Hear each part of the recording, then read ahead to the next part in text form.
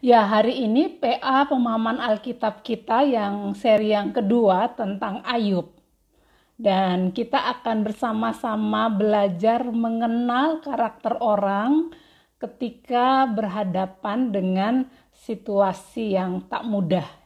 Jadi di Ayub seri yang kedua pemahaman Alkitab ini kita akan lebih menggali karakter dari teman-teman Ayub begitu. Apa yang terjadi dengan mereka? Mengapa mereka berespon seperti itu? Nah, kita akan bersama-sama belajar melalui kitab Ayub pada malam hari ini. Tentunya ini sesi yang kedua. Kita PA berseri 4 kali berturut-turut. Selama saya mimpin, saya akan bicara tentang kitab Ayub. Nah, saudara-saudara, sudah jam 7 tepat. Mari kita berdoa. Tuhan, terima kasih buat malam ini kami mau belajar firman Tuhan. Kami mau mengenal lebih dalam lagi dan terutama biarlah lewat pengalaman Ayub bersama dengan teman-temannya kami belajar mengenal kehendak Tuhan atas hidup kami. Kami berdoa di dalam nama Tuhan Yesus, kiranya Tuhan memberkati perangkat yang kami gunakan, Tuhan kuduskan dengan Roh Kudus-Mu, biarlah Tuhan yang memberikan kelancaran dari awal hingga akhir. Amin. Ya, seperti yang saya sampaikan tadi, kita akan bersama belajar dari kitab Ayub. Kalau yang lalu kita belajar Ayub 1 sampai 3, ini bercerita tentang Ayub, diri dan keluarganya. Maka kali ini kita akan mengupas, memang ini waktu yang cukup pendek, tetapi kita akan bersama-sama melihat. Saya upayakan supaya maksimal pasal 4 sampai 31, karena itu kita nggak akan baca semuanya. Kalau misalnya Bapak Ibu Saudara belum membacanya, nanti setelah PA bisa membaca kembali pasal 4 sampai 31. Kita akan melihat bagaimana Ayub dan sahabat-sahabatnya. Kita mengenal karakter manusia dalam menghadapi penderitaan. Nah, kita akan fokus pada ayat 4 sampai ayatnya yang ke-31 yang hari ini kita mau gali lebih dalam apa sih yang diceritakan yang berbicara tentang kitab Ayub, terutama sahabat-sahabat Ayub. Nah, saudara, kalau kita membaca Alkitab kita dalam pasal 4 sampai dengan pasal yang ke-31 itu ada 3 orang sahabat Ayub. 3 orang sahabat Ayub, di situ dikatakan Elifas, ada Bildad, ada Zofar. Jadi 3 orang ini mereka sebenarnya teman dekat Ayub, dan kalau kita baca yang lalu itu kan mereka datang, mereka berkabung, mereka menangis, mereka sedih melihat Ayub begitu.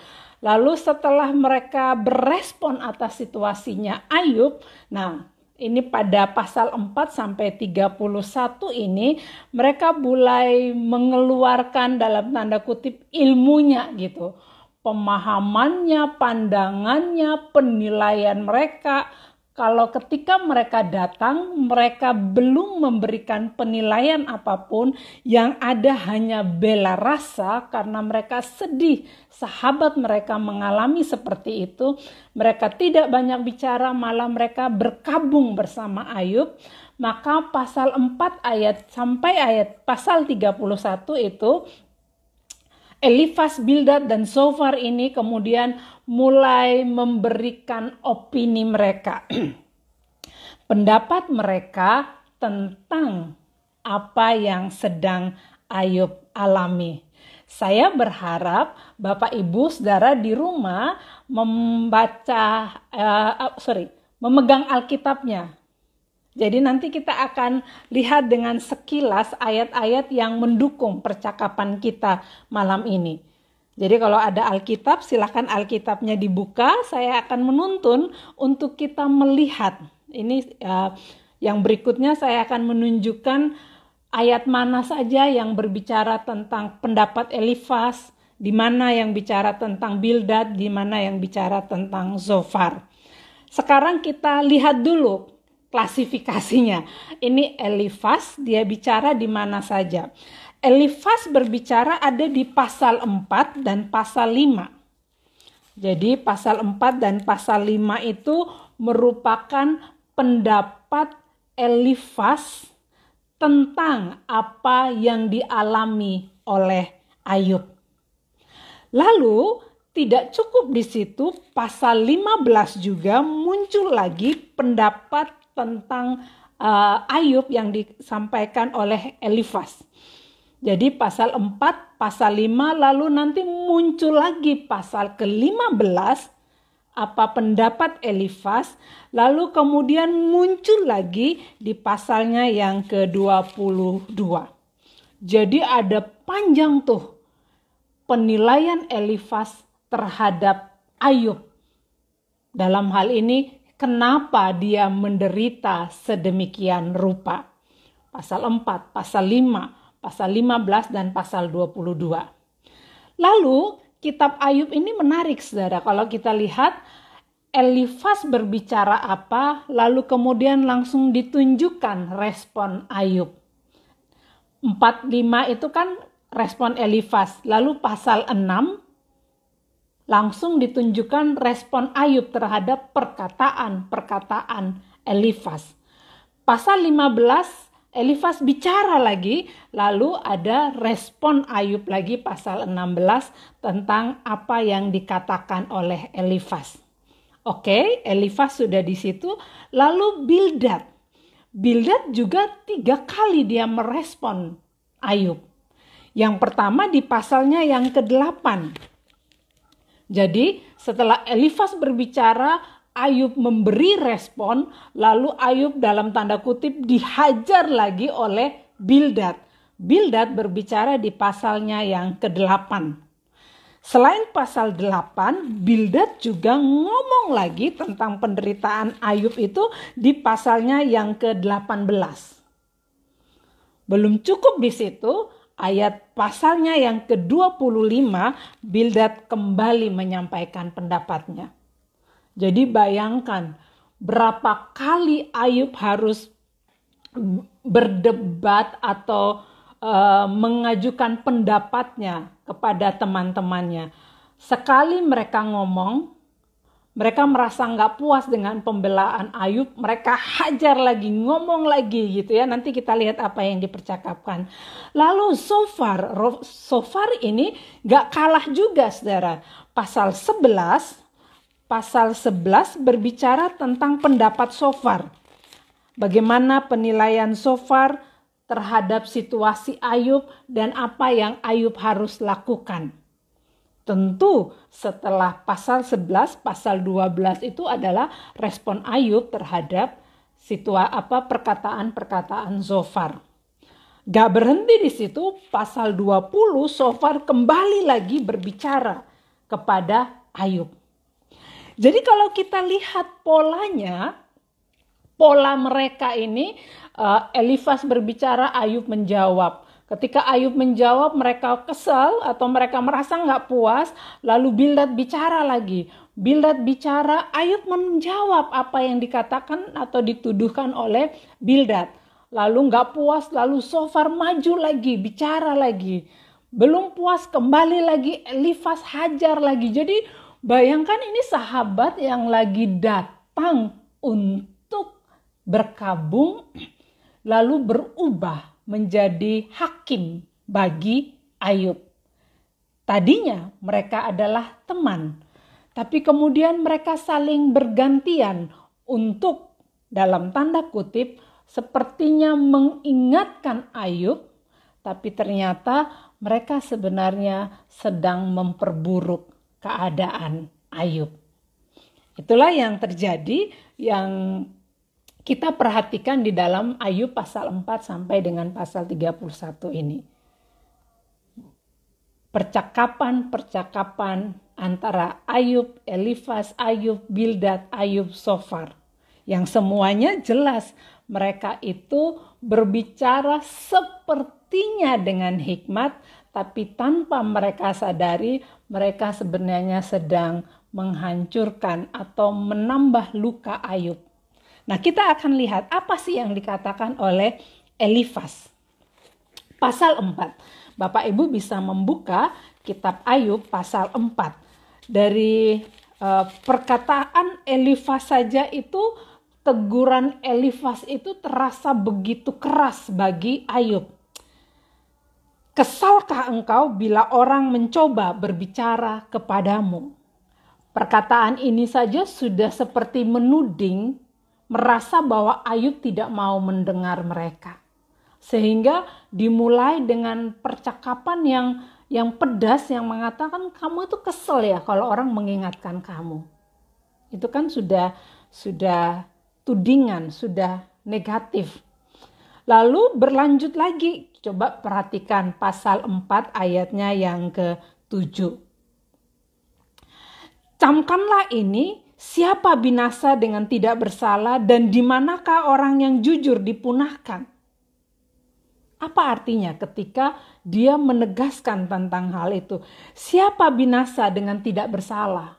Artinya dia mau bilang, kalau kamu nggak salah, nggak mungkin kamu mengalami seperti itu.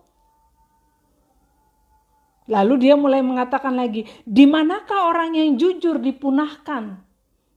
Sekali lagi dia mau menegaskan begini, kalau kamu jujur, nggak mungkin kamu itu menderita seperti ini. Mereka mulai menjatuhkan penghakiman kepada Ayub. Bahasa itu kan sebenarnya ya masih tersamar-samar begitu ya, ketika kalau orang kalau orang tidak bersalah masa mungkin dia binasa, kalau orang itu jujur masa sih dia dipunahkan begitu. Jadi dia sedang menggiring Ayub untuk memahami, untuk menerima bahwa penderitaan yang kamu alami ini pasti karena ada unsur sikap hidupmu yang salah. Dan itu semakin diperkuat. Coba perhatikan pasal 5 ayatnya yang kedua. Sesungguhnya orang bodoh dibunuh oleh sakit hati dan orang bebal dimatikan oleh iri hati. Dia sudah mulai menuding lebih tajam lagi. Orang bodoh. Ya pasti dia mengatakan pada Ayub, kamu itu bodoh. Dan kamu dibunuh oleh sakit hatimu sendiri. Ini kan mau menggambarkan bahwa perkataan mereka ini sudah mulai perkataan yang mengandung kekerasan sebenarnya. Karena Ayub dianggap bodoh, Ayub dianggap bebal. Perkataan Elifas. Coba kita lompat lagi. Apa lagi yang mereka tuduh, yang Elifas tuduh kepada Ayub? Pasalnya yang ke-15. Bapak Ibu di rumah atau di mana Anda berada bisa membuka Alkitab pasalnya yang ke-15 ayatnya yang ke-5. Di situ dikatakan apa? Kesalahanmu lah yang mengajar mulutmu dan bahasa orang licik yang kau pilih. Ayat 20, pasal 15 ayat 20, dia juga mengatakan orang fasik menggeletar sepanjang hidupnya. Demikian juga orang lalim selama tahun-tahun yang disediakan baginya. Bodoh, bebal, iri hati, orang licik, orang fasik. Bahkan sampai dikatakan di pasal 22 ayat 5 itu yang menurut saya itu paling kejam gitu ya. Pasal 22 ayat 5 perkataan Elifas yang sudah tidak manusiawi menurut saya. Ketika dia mengatakan, bukankah kejahatanmu besar dan kesalahanmu tidak berkesudahan. Ini kan nemen. Manusia itu pasti ada salahnya. Tetapi tidak mungkin sepanjang hidupnya itu tidak ada benarnya. Pasti ada baiknya. Pasti ada benarnya. Tetapi Elifas begitu kejamnya sampai mengatakan kesalahanmu tidak berkesudahan. Lalu mereka mengungkapkan tuduhan-tuduhan pasal ayat 6, pasal 22 ayat 6 dan ayat 7. Dianggap dia sewenang-wenang, dia menindas orang lemah. Sehingga ketika dalam percakapan-percakapan itu mereka lalu menganjurkan supaya sudahlah Ayub, kamu itu harus bertobat. Ayat 23, pasal 22 dan ayat 23 dikatakan, apabila engkau bertobat kepada yang maha kuasa dan merendahkan diri, apabila engkau menjauhkan kecurangan dari dalam kemahmu, membuang biji emas ke dalam debu, emas Ofir ke tengah-tengah batu-batu sungai, dan apabila yang maha kuasa menjadi timbun emasmu dan kekayaan perakmu, maka sungguh-sungguh engkau akan bersenang-senang karena yang maha kuasa. Nah, saudara-saudara, bayangkan perkataan Ayub itu. Ketika dia perkataan Elifaz, dari yang paling halus, kesal ya engkau kalau orang menegurmu, lalu mulai agak nyindir-nyindir. Orang bodoh itu dibunuh oleh rasa sakitnya, orang bebal itu dimatikan oleh iri hati. Kemudian mulai yang lebih kejam lagi, orang licik, orang fasik, dan yang paling tidak manusiawi, tak berkesudahan kesalahanmu. Itu udah nemen gitu ya. Nah, saudara-saudara, kita akan bahas Elifaz terlebih dahulu supaya runtut berpikir kita. Siapa Elifaz ini? Kalau orang yang begitu, ini kan dia seperti bombardir Ayub dengan perkataan-perkataan yang luar biasa. Ini karakter orang seperti apa sih? Yang melihat penderitaan bukan dengan kacamata bela rasa, tapi dengan tuduhan penghakiman. Nah, saya mencoba mengkombinasikan, memperhadapkan apa yang terjadi pada Ayub yang dilakukan oleh teman-temannya dengan apa yang Pak Eka Dharma Putra itu punya buku yang menulis 10 tipe orang yang menyebalkan. Nah, saya membaca itu dan saya melihat bahwa ada karakter yang mungkin tidak 100%, tetapi ini mengarah ke sana begitu. Nah, Pak Eka dalam bukunya 10 tipe orang yang menyebalkan, ada satu, ini bukunya kalau bisa dilihat gitu ya, ada satu kategori manusia yang disebut oleh Pak Eka adalah manusia bulldozer. Manusia bulldozer itu apa? Dia menggambarkan kalau bulldozer itu kan orang melihat apa yang ada di depannya dihajar aja begitu. Dia nggak peduli, nggak ada istilahnya, oh itu ada batu di depan, di sini ini ada, enggak, ya wes lempeng hajar aja, pokoknya yang ada di depan pasti akan hancur. Bulldozer kan begitu. Nah, ini kategori orang yang seperti itu, apa yang ditemui di depannya dihancurkan tanpa pikir panjang. Terjang terus, dan kata-kata kasar adalah pilihannya. Jadi ini orang-orang yang ya tipikal Elifaz ini tipikal bulldozer, tank begitu, yang memang perkataan-perkataan yang keluar dari dirinya adalah perkataan-perkataan yang kasar, yang jahat, yang memang ingin menghancurkan kehidupan orang. Jadi kalau orang itu nggak sampai ada pada titik terendah itu, dia kayak nggak akan berhenti gitu. Dia senang sekali kalau terus mengungkapkan sampai orang merasa bahwa pendapatnya lah yang paling benar. Dialah yang paling powerful. Dialah yang paling kuat. Dan karena itu perkataan kasar itu menjadi pilihan. Seperti yang tadi. Bayangin aja, ini sahabatnya. Tapi dia bilang licik, fasik, kesalahan yang tak berkesudahan, orang bebal, orang bodoh. Nah, ini tipe bulldozer nih. Karena selalu memilih kata-kata yang kasar. Nah, kalau begitu, jika berhadapan dengan orang yang seperti ini, kita lalu harus bagaimana begitu? Menghadapi bulldozer itu, maka pilihan kita adalah menahan diri supaya tidak reaktif. Kekuatannya di mana? Belajar dari Ayub. Kalau kita perhatikan respon-respon Ayub terhadap perkataan Elifaz, dia selalu menemukan dia selalu berpegang pada prinsipnya, Dia tahu dia diserang dengan perkataan-perkataan yang negatif, yang menjatuhkan, tapi dia selalu menempatkan posisinya kuat. Bukan kemudian karena dia sombong, tetapi karena dia memang benar ada dalam posisi yang menemukan kebenaran di dalam cara pandangnya. Dan sekali lagi, Ayub selalu membawa itu pada Tuhan. Yang menarik kan cara Ayub merespon ini begini. Dia tahu temannya ini berbicara dengan pedas. Sampai seperti Tuhan lah yang menuduh gini-gini.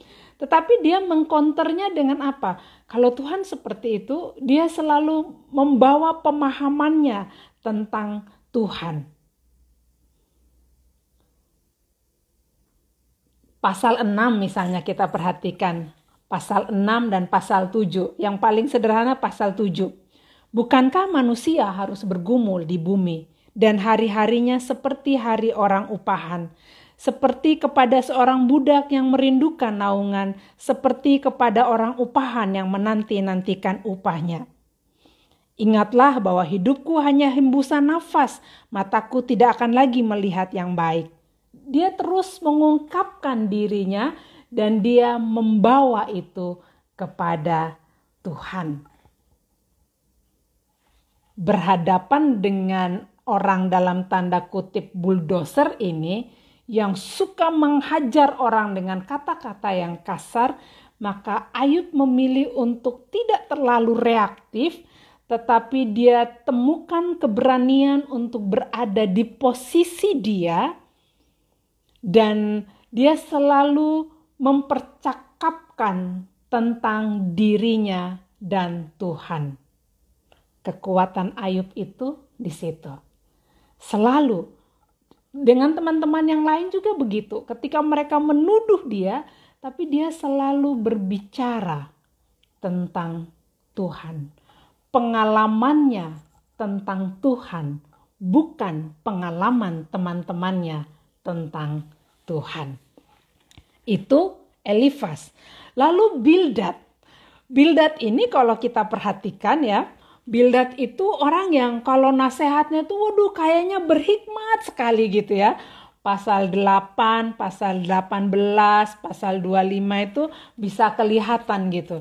Ini orang kayak orang yang tahu semuanya gitu ya. Dia berbicara dengan sangat lemah lembut gitu. Sepertinya penuh hikmat, kalem, tetapi menghancurkan orang lain juga gitu. Bahasa-bahasanya itu kan pasal 8 misalnya ya. Kalau engkau bersih dan jujur maka tentu ia akan bangkit demi engkau dan ia akan memulihkan yang adalah hakmu. Maka kedudukanmu yang dahulu akan kelihatan hina, tetapi kedudukanmu yang kemudian akan menjadi sangat mulia. Bahasanya dia itu gini, sepertinya memahami kondisi Ayub. Pokoknya kalau kamu gak salah, Wista, kamu nanti akan baik gini-gini. Tapi sebenarnya bukan gitu. Dia sedang menggeser Ayub, berupaya untuk menggiring Ayub, supaya lihat ini semua ini karena kesalahanmu. Karena akhirnya dia mengatakan apa? Orang jahat itu terhambat dirinya sendiri. Kalau kita perhatikan pendapat Bildad di pasal 18, Bapak Ibu bisa memperhatikan pasal 18 itu sudah kata-kata yang sangat kasar yang disampaikan juga oleh Bildad. Pasal 18 ayat 12 sampai ayatnya yang ke-14. Bencana mengidamkan dia, kebinasaan bersiap-siap menantikan dia jatuh. Kulit tubuhnya dimakan penyakit, bahkan anggota tubuhnya dimakan oleh penyakit parah. Ia diseret dari kemahnya tempat ia merasa aman dan dibawa kepada raja kedahsyatan. Ayat 15, dalam kemahnya tinggal apa yang tidak ada sangkut pautnya dengan dia. Di atas tempat kediamannya ditaburkan belerang dan seterusnya. Diusir dari tempat terang pasal 18. ayat 18. Ia diusir dari tempat terang ke dalam kegelapan dan ia dienyahkan dari dunia.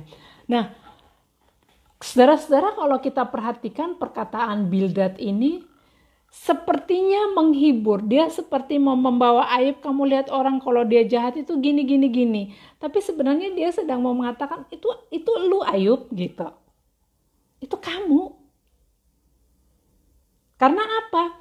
Kenapa kita bisa bilang bahwa itu kamu?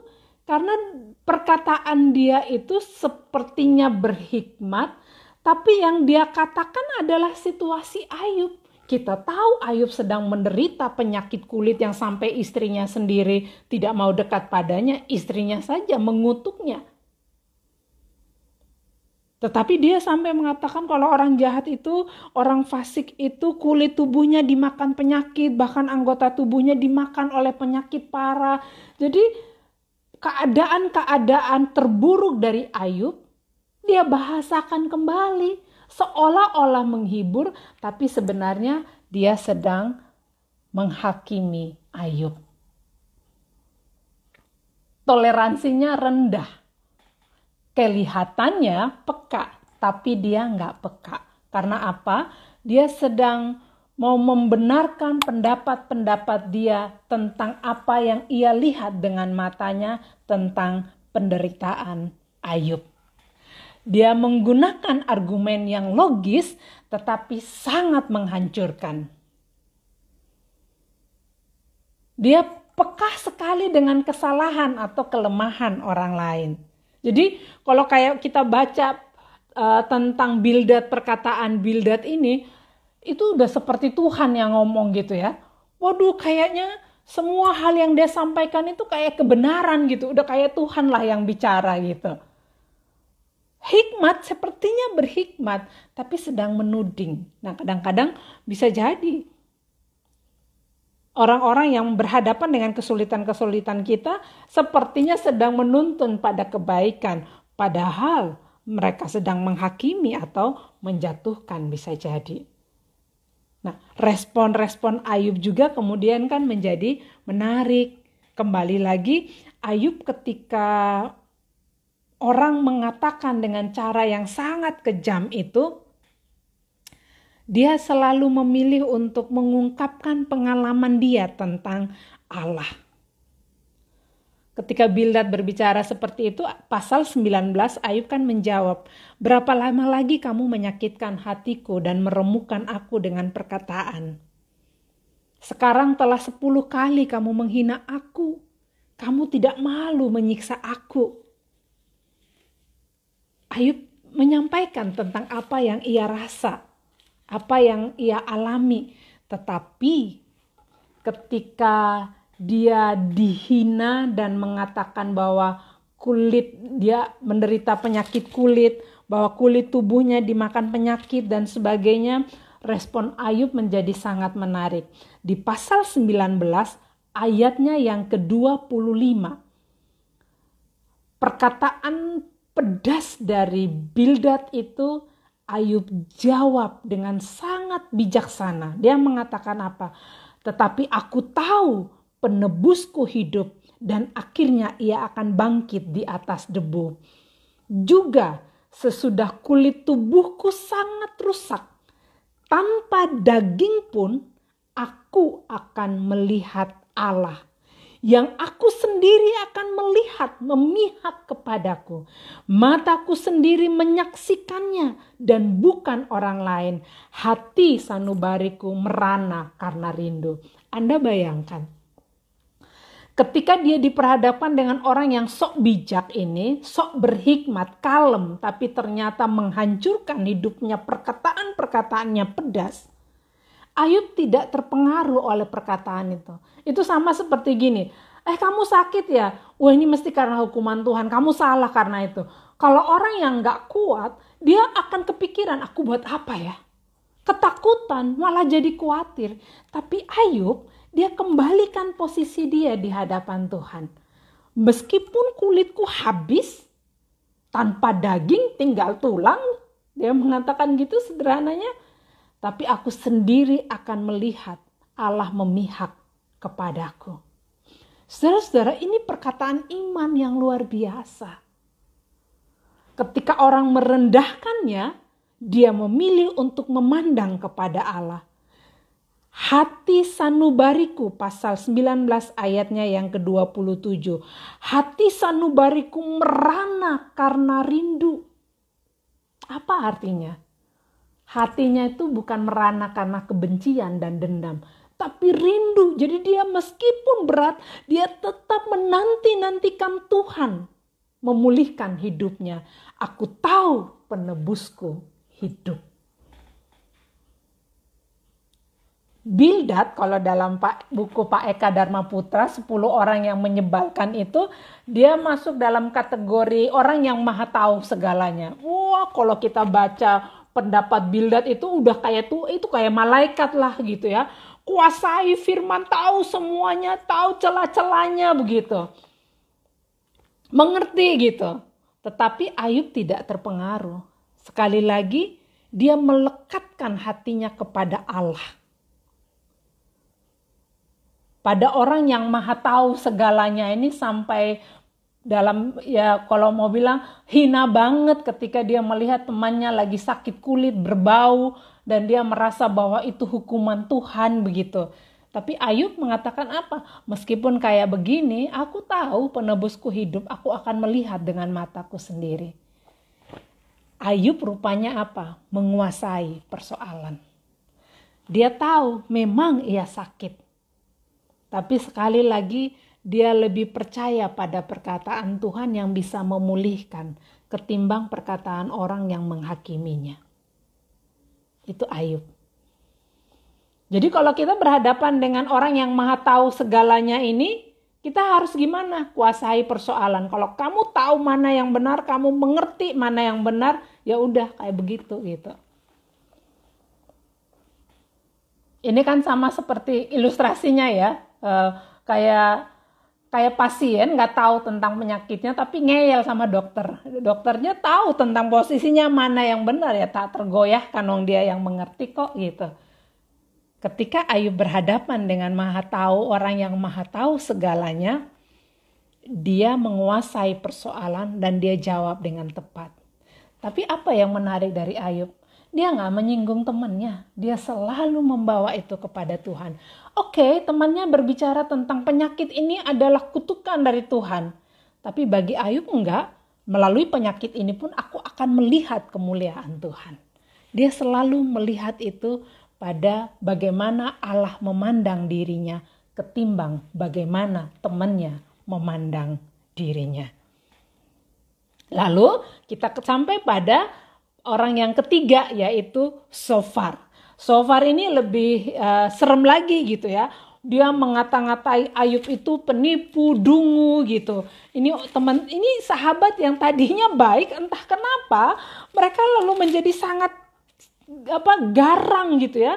Sangat jahat pada si Ayub ini gitu.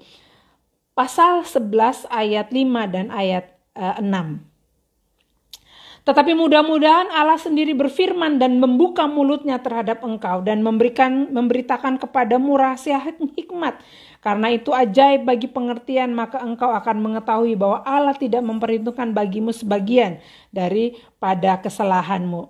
Ayat 11. Karena ia mengenal penipu dan melihat kejahatan tanpa mengamat-amatinya. Jikalau orang dungu dapat mengerti, maka anak keledai liar pun dapat lahir sebagai manusia. Jikalau engkau ini menyediakan hatimu dan menadahkan tanganmu kepadanya, jikalau engkau menjauhkan kejahatan dalam tanganmu dan tidak membiarkan kecurangan ada dalam kemahmu, maka sesungguhnya engkau dapat mengangkat mukamu tanpa celah dan engkau akan berdiri teguh dan tidak akan takut. Jadi kembali lagi, kata-kata yang kasar itu keluar gitu ya. Dia menyebut Ayub penipu, dia menyebut Ayub dungu. Itu kan yang gak pantas sebagai seorang sahabat mengatakan itu kepada orang yang lagi menderita. Bahkan jahatnya Sofar ini, saudara, Dia itu tidak hanya fokus pada Ayub yang menderita. Dia itu kayak orang yang gak puas kalau cuman Ayub yang menderita. Dia seperti bernubuat satu keluarga juga akan menderita. Perhatikan pasal 20.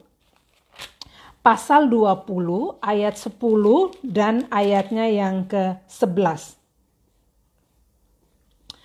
Anak-anaknya harus mencari belas kasihan orang miskin dan tangannya sendiri harus mengembalikan kekayaannya. Tulang-tulangnya boleh penuh tenaga orang muda, tetapi tenaga itu pun akan membaringkan diri bersama dia dalam debu. Itu kan kayak gini loh. Ini nggak hanya Ayub nih, semua ini satu keluarga akan menderita. Mencari belas kasihan orang miskin itu karena apa? Ya komunitasmu akan menjadi komunitas orang rendahan. Seperti itu. Ayat 26, pasal 20 ayat 26. Kegelapan semata-mata tersedia bagi dia. Api yang tidak ditiup memakan dia dan menghabiskan apa yang tersisa dalam kemahnya. Jadi so far ini berbicara itu tajam kayak gitu, langsung gitu ya, penipu, dungu, lalu keluarganya juga akan menderita, anak-anak akan mencari belas kasihan pada orang miskin. Seperti tidak ada ruang gerak bagi Ayub. Padahal kalau lihat, mereka ini kan Elifas ngomong, Ayub menjelaskan, Bildad ngomong, Ayub menjelaskan. Jadi kayak apa yang dikatakan oleh Ayub itu semuanya tidak ada yang mereka dengar. Tidak ada yang bisa mereka terima dengan hati yang terbuka. Semua perkataan itu seolah-olah Ayub ini membela diri. Seolah-olah Ayub ini tidak mengakui kesalahan. Seperti orang yang kayaknya menjengkelkan sekali nih Ayub. Sudah diingetin tapi masih juga mau banyak bicara. Sarkasme yang menusuk, yang membuat orang hilang percaya diri. Nah ini tipenya so far. Kalau dalam buku yang ditulis oleh Pak Eka Dharma Putra, tipe 10 orang yang menyebalkan itu dia, saya mau kategorikan orang ini orang yang seperti sniper gitu. Jadi ada tipe sniper, orang yang mengeluarkan kata-kata itu seperti penembak jitu begitu, yang akan langsung pada sasaran. Sarkasmenya tuh menusuk sekali. Dan kalau orang gak kuat, orang bisa kehilangan percaya diri. Nah bagaimana supaya bisa menghadapi sniper ini? Kita belajar dari Ayub. Ayub tidak terpancing emosi. Apa yang dikatakan oleh temannya, kembali lagi dia selalu mengembalikan itu kepada Tuhan. Sama seperti ketika ayat pasal 26 dia bilang, siapa yang dapat mengerti kebesaran Allah? Manusia tidak dapat menemukan hikmat Tuhan. Dia selalu kayak begitu.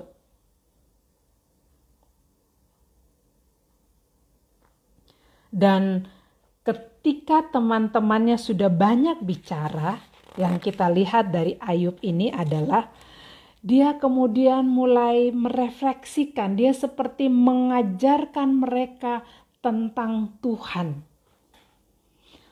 Orang yang sedang menderita ini justru dialah yang mengajarkan kepada mereka tentang Tuhan.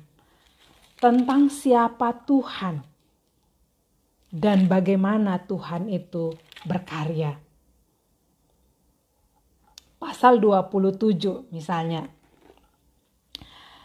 Ketika dia mendengar semuanya di pasal 27, Ayub mengatakan begini, ayat 2. Demi Allah yang hidup, yang tidak memberi keadilan kepadaku, dan demi yang maha kuasa yang memedihkan hatiku, selama nafasku masih ada padaku dan roh Allah masih di dalam lubang hidungku, maka bibirku sungguh-sungguh tidak akan mengucapkan kecurangan dan lidahku tidak akan melahirkan tipu daya. Aku sama sekali tidak membenarkan kamu, perkataan Ayub kepada teman-temannya. Sampai binasa, aku tetap mempertahankan bahwa aku tidak bersalah. Kebenaranku kupegang teguh dan tidak kulepaskan. Hatiku tidak mencela sehari pun daripada umurku. Ayub mau memberikan penegasan bahwa kamu boleh berpendapat, tapi saya juga punya pendapat atas hidupku. Nah, mengenal siapa kita ini yang paling penting. Orang boleh saja menjatuhkan, tetapi yang penting posisimu itu apa? Untuk menghadapi orang-orang yang maha tahu, orang-orang yang udah seperti bulldozer, hajar aja terus, orang-orang yang seperti penembak jitu dengan perkataan-perkataan sarkasme yang bisa menghancurkan, bisa meruntuhkan rasa percaya diri kita, maka untuk melawan itu yang paling penting adalah posisi kita. Jika kamu tahu kamu tidak melakukannya, meskipun orang menghakimimu dengan kayak apapun, kita nggak akan takut. Hebatnya Ayub, rasa tidak takutnya dia atau rasa benarnya dia itu bukan karena dia merasa menang berdebat bersama teman-temannya. Bukan dia merasa menang melawan perkataan Elifaz, Bildad atau Sofar. Tetapi dia selalu memperhadapkan itu pada kuasa Tuhan. Teman-temannya merasa bahwa orang fasik makanya kayak begitu. Oh ini orang jahat, ini orang bodoh, orang stupid, orang licik. Tetapi dia terus melihat, Ayub terus melihat Tuhan itu gak begitu. Ditambah lagi dengan dia pada posisi dia tahu benar. Tidak ada kejahatan yang dia buat yang menyebabkan dia layak mendapatkan hukuman itu. Ini Ayub ini kan gak tahu siapa di balik biang semua ini gitu. Tetapi dia tetap mempercayakan segala sesuatu itu kepada Tuhan. Nah, apa yang menarik dari sahabat-sahabat Ayub? Mereka datang sebagai sahabat, tetapi mereka menyampaikan bahasa-bahasa kekerasan. Bahasa kekerasan banyak sekali yang mereka pakai. Bodoh, licik, orang fasik. Itu semua bahasa-bahasa kekerasan yang mereka keluarkan begitu. Kalau tadi kita baca pasal 15 ayat 20 sampai ayat 23 itu bahasa kekerasan gitu. Orang fasik menggeletar sepanjang hidupnya, pasal 15 ayat 20. Demikian juga orang lalim selama tahun-tahun yang disediakan baginya. Bunyi yang dahsyat sampai ke telinganya, pada masa damai ia didatangi perusak. Ia tidak percaya bahwa ia akan kembali dari kegelapan. Ia sudah ditentukan untuk dimakan pedang. Ini kan bahasa kekerasan. Jadi sebenarnya Ayub ini korban iblis atau korban temannya. Ada penulis Gerald dia mengatakan bahwa Ayub korban dari masyarakat gitu. Ayub sebenarnya nggak berubah loh. Tapi teman-temannya yang berubah. Orang yang mereka sanjung berubah menjadi orang yang mereka hina. Dari tadi ini teman dekat lalu kemudian mereka hina. Jadi yang membuat Ayub menderita itu bukan berubah status dari kaya menjadi miskin. Tapi karena teman yang tadinya menyanjung berubah menjadi teman yang menghakimi. Apakah Ayub marah? Ada catatan dalam Alkitab yang mengatakan Ayub merespon juga dengan marah. Bayangin orang ngomong nuduh-nuduh gitu, masa Ayub gak marah? Pasti marah. Pasal 16 ayat 2, di situ kan dia mengatakan, apa kamu semua penghibur sialan. Itu kan bahasa yang orang yang sudah sangat kesal gitu ya. Ini datang ke sini bukannya ngomong baik-baik gitu, bukannya menghibur tetapi menudik. Sehingga dia mengatakan di pasal 16 ayat 2 dikatakan penghibur sialan kamu semua. Belum habiskah omong kosong itu? Apa yang merangsang engkau untuk menyangga? Aku pun dapat berbicara seperti kamu sekiranya kamu pada tempatku. Tetapi saudara, di pasal yang sama, ayat 20, cara Ayub merespon yang kembali lagi dia mengatakan apa? Sekalipun aku dicemoohkan oleh sahabat-sahabatku, namun ke arah Allah mataku menengadah sambil menangis, supaya ia memutuskan perkara antara manusia dengan Allah dan antara manusia dengan sesamanya. Sekalipun aku dicemoohkan, tapi ke arah Allah mataku menengadah sambil menangis. Ayub memilih untuk berada pada posisinya, dia tidak tergoyahkan imannya, tidak tergoyahkan sikapnya, dia tidak mau menerima perkataan-perkataan itu masuk dalam hatinya dan menjadikan dia seperti yang diperkatakan oleh temannya. Ayub memilih untuk membawa itu kepada Tuhan, dia lebih memilih apa kata Tuhan kepada dia. Dia bawa pada Tuhan, dia percaya pada kuasa Tuhan. Seperti tadi aku tahu penebusku hidup. Dia tidak mengatakan bahwa aku gak berdosa. Tetapi dia selalu membawa begini, bahwa gak ada satu perbuatanku itu. Jadi dia bisa memeriksa dirinya gitu. Yang membuat saya pantas menerima penderitaan seperti ini. Dia masih percaya bahwa ada hal baik yang akan dia terima. Karena kuasa Tuhan. Nah, saudara, kita sampai pada kesimpulan.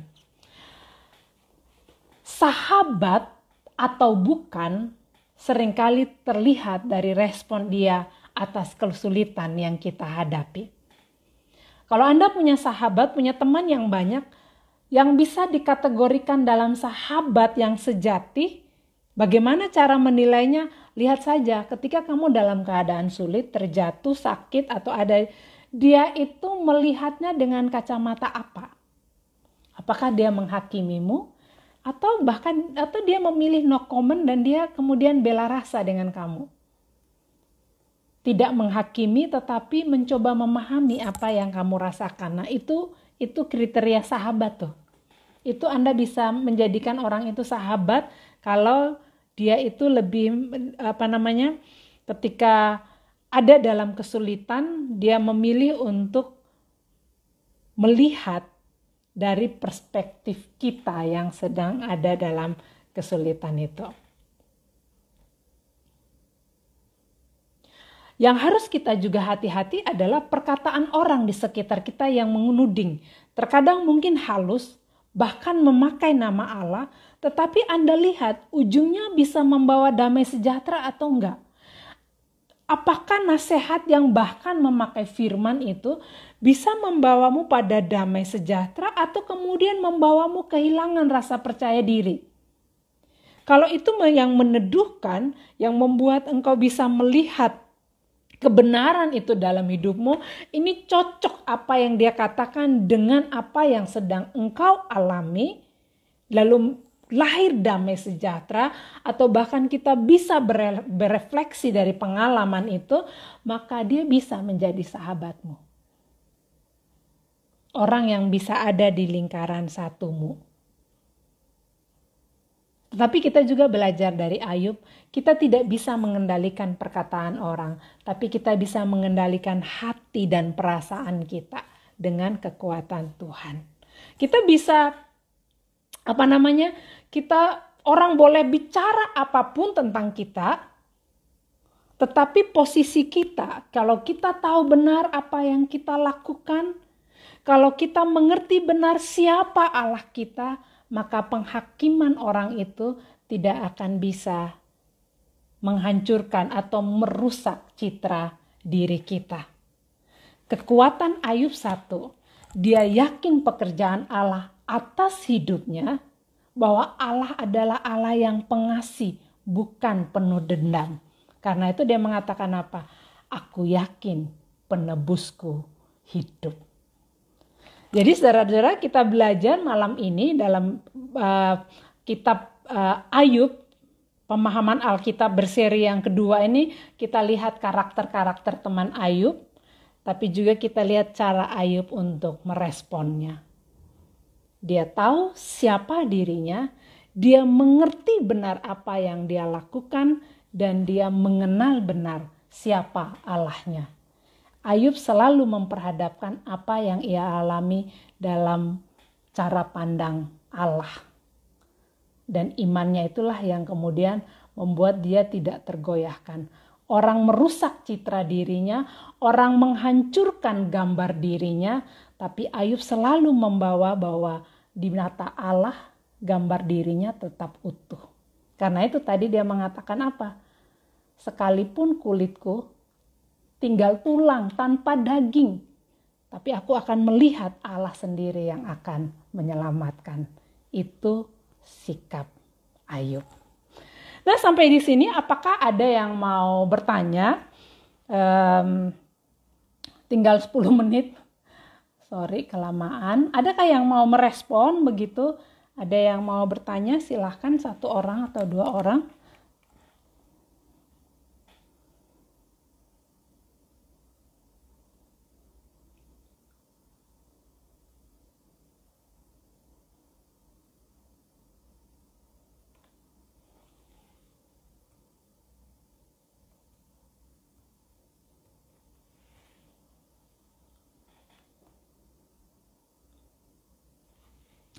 Ya, jadi sambil menanti ini gitu ya, mungkin ada yang bertanya,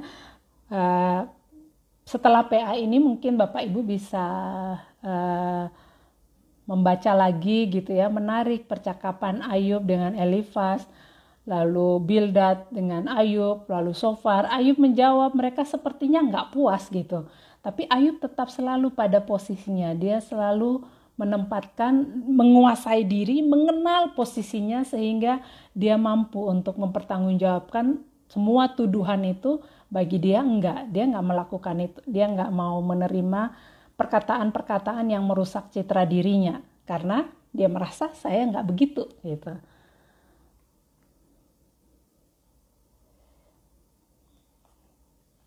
Oke, kalau nggak ada yang bertanya, saya coba cek ya.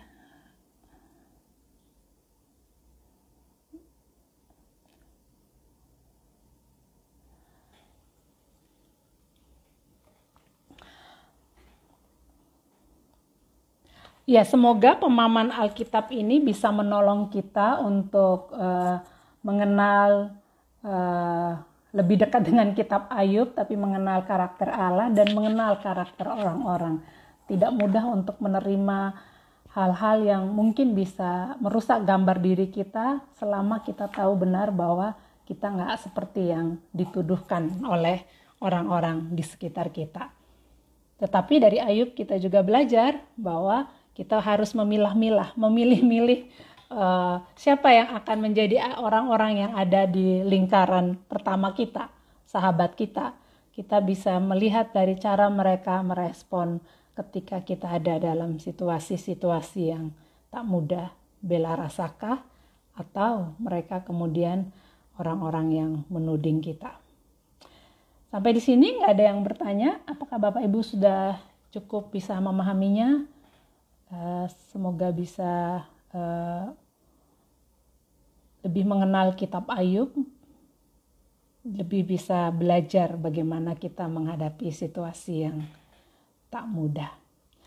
Kalau tidak ada lagi, oke, nggak ada yang, oh ya, ada dari Pak Andreas. Keadaan Ayub karena Tuhan mengizinkan iblis mencobainya. Apakah teman-teman Ayub juga dipakai oleh iblis? Kalau teman-teman Ayub, Alkitab tidak mengatakan bahwa iblis memakai mereka, tapi itu respon mereka. Jadi melihat situasi ini gitu, mereka kemudian merespon gambaran tentang manusia yang memang bereaksi terhadap situasi yang ada di depannya. Dari teman-teman Ayub digambarkan tentang karakter mereka yang asli setelah mereka melihat penderitaan Ayub. Saya tidak yakin bahwa itu karena pekerjaan iblis juga, tapi memang begitulah manusia. Tidak semua bisa berada dalam posisi kita ketika kita ada dalam keadaan sulit. Gambaran keberadaan dan sikap manusia menghadapi penderitaan. bukan karena iblis memakai teman-temannya.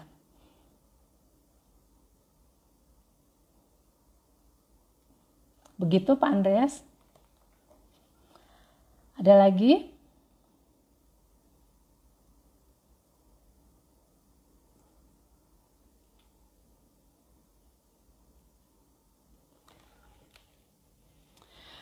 Oke,